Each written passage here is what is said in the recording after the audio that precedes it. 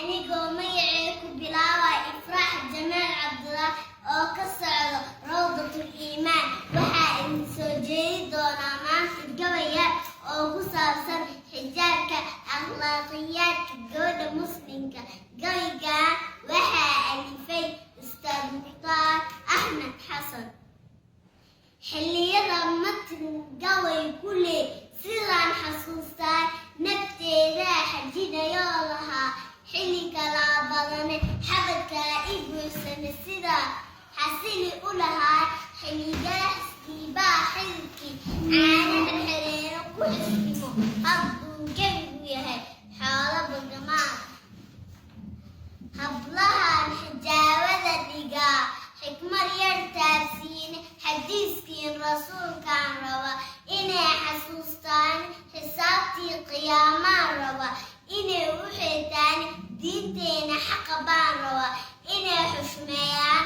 xurnimada galbeed sheega iyo xulufa shaydaanka xadka inaad ka gudubtay raba iyo xuduudii iyo xusulada inaad qaabisee kugu ximbaaraane xusulada inaad qaabisee kugu ximbaaraane xarigii ilaahay raba inaad xabsiisaay xishoodkii wanaagay raba inay xayuubshaan sidii xoolihii bay raba inay ku xoogshaane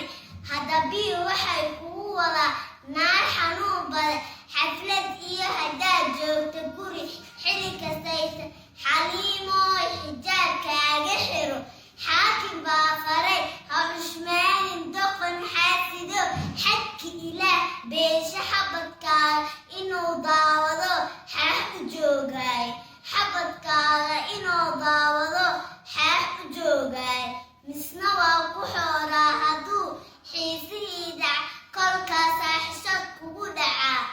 iyo xasaasiyada xijaabkaaga ku wacanta haddaad xiska ka fikirtaa ragga waa ku xeeldheerihiin dumarka xeeldaaban ragga waa ku xeeldheerihiin dumarka xeeldaaban xagga guurka waa loo xushaa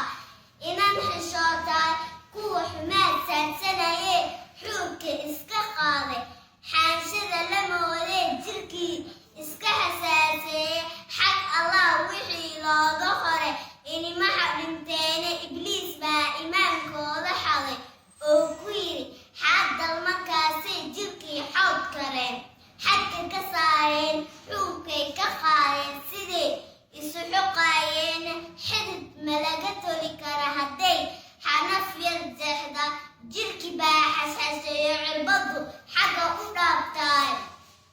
siday xuub cad noqo isu lahayd xiiqdii duhuurtiyo xawaajiga maduwi karta dabkee ku xanfafaysaay